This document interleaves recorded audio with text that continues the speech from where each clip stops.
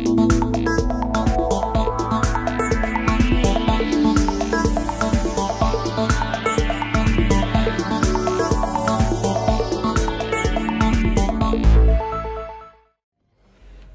দেখছেন Padma news 24.com এর রাত 8:30টার বিশেষ বুলেটিন ফ্ল্যাশ নিউজ। সাথে আছি আমি Hridika Ahsan. facebook.com/poddanews24 page follow করে আমাদের সাথেই থাকুন। বেনজির আহমেদের সম্পত্তি ক্রোক এবং ব্যাংক হিসাব ফ্রিজ করার প্রক্রিয়া চলছে বলে জানিয়েছেন দুদকের আইনজীবী খুরশিদ আলম খান। এ বিষয়ে আদালতের আদেশ বাস্তবায়নের প্রক্রিয়া শুরু হয়ে গেছে বলে জানান তিনি। অন্যদিকে দুদকের ক্ষমতা নিয়ে প্রশ্ন তুলেছেন সুপ্রিম কোর্ট আইনজীবী সমিতির সভাপতি ও জাতীয়তাবাদী আইনজীবী ফোরামের সিনিয়র সহসভাপতি ব্যারিস্টার মাহবুব উদ্দিন খোকন। বলেন, দাঁতহীন দুদকের মাধ্যমে সাবেক আইজিপি বেনজিরকে খালাস পাইয়ে দেয় কিনা সরকার তা নিয়ে শঙ্কা রয়েছে। রোববার দুপুরে সুপ্রিম কোর্ট প্রাঙ্গণে সাংবাদিকদের সাথে আলাপকালে তিনি এ কথা বলেন। এ সময় তিনি আরও বলেন, বর্তমান সরকার অবৈধভাবে এ সম্পদ অর্জনের সুযোগ করে দিয়েছে।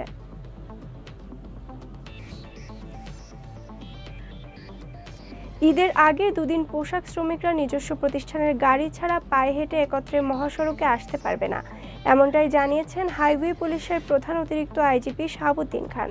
আসন্ন কুরবানি ঈদে মহাসড়কে চলাচল নির্বিঘ্ন করা নিয়ে রোববার মতবিনিময় সভায় তিনি এই সিদ্ধান্তের কথা জানান।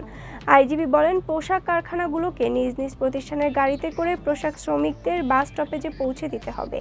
এতে হুট করে লেগে যাওয়া যানজট কমবে। হাইওয়ে পুলিশ প্রধান জানান, চাঁদাবাজি ঠেকাতে ড্রোন ক্যামেরা সহ এবার অত্যাধুনিক ব্যবস্থা থাকবে।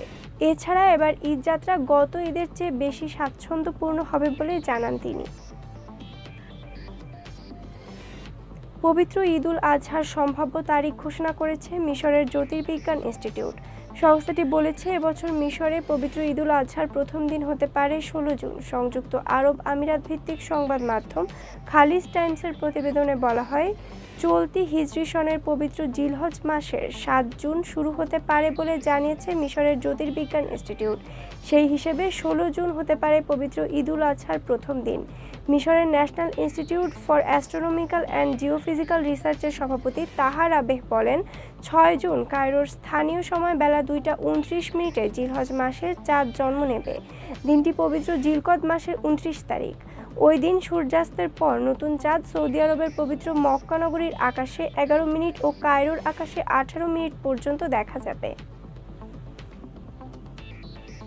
ভারতের গুজরাটের একটি বিশ্ববিদ্যালয়ের গুডউইল অ্যাম্বাসেডর হয়েছেন দুই বাংলার জনপ্রিয় চিত্রনায়িকা নুসরাত ফারিয়া। পারুল বিশ্ববিদ্যালয়ে শনিবার একটি কনভোকেশনের আয়োজন করা হয়, সেখানে উপস্থিত ছিলেন এ তারকা। এ সময় নুসরাতকে গেস্ট অফ অনার হিসেবে ভূষিত করে বিশ্ববিদ্যালয় কর্তৃপক্ষ। শনিবার রাতে সামাজিক যোগাযোগ মাধ্যম ফেসবুকে বিষয়টি নিশ্চিত করেছেন তারকা নিজেই, যেখানে একটি স্ট্যাটাসে এই বিশ্ববিদ্যালয়ে অংশগ্রহণের মুহূর্তের ছবি ও নিজের অভিব্যক্তি তুলে ধরেন ফারিয়া। ফারিয়ার সেই পোস্টে দেখা যায় একটি লাল গাউন পরে হাস্যোজ্জ্বল চেহারায় বক্তৃতা দিচ্ছেন তিনি।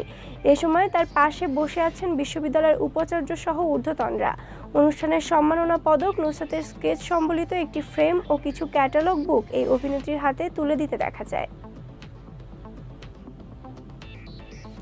ফ্রেঞ্চ কাপের ফাইনালে অলিম্পিক লিওকে হারিয়ে শিরোপা জিতেছে প্যারিস সেন্ট জার্মেইন।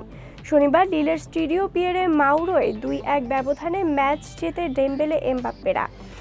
ক্লাবে নিজের শেষ ম্যাচটি ট্রফি জয়ের সাথে রাঙালেন কিলিয়ান এমবাপ্পে। ম্যাচ শুরুর আগে স্বয়ং ফরাসি প্রেসিডেন্ট ম্যাক্রোকে দেখা গেছে পিএসজির ড্রেসিং রুমে।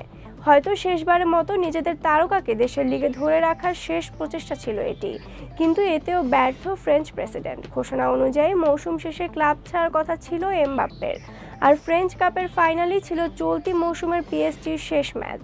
খেলা শেষে এমবাপ্পেকে নিয়ে সতীর্থদের শূন্যে ভাসানোর সেলিব্রেশনই বলে দিচ্ছিল শেষ আনন্দের উপলক্ষে মাতছেন তিনি। গুরুত্বপূর্ণ সব সংবাদ জানতে পদ্মা নিউজ 24.com এর বিশেষ বুলেটিন ফ্ল্যাশ নিউজ দেখবেন প্রতিদিন সন্ধ্যা 6:30, রাত 8:30 ও রাত 10:30টায়। ফ্ল্যাশ নিউজ দেখতে ফেসবুকে আমাদের ফলো করুন facebook.com/poddanews24 আর ইউটিউবে সাবস্ক্রাইব করুন youtube.com/poddanews24 চ্যানেলটি। নিয়মিত দেশ বিদেশের আপডেট সব সংবাদ জানতে ভিজিট করুন মাল্টিমিডিয়া নিউজ পোর্টাল poddanews24.com। পরবর্তী ফ্ল্যাশ নিউজ দেখার আমন্ত্রণ জানিয়ে বিদায় নিচ্ছি আমি হৃদিকা আহসান।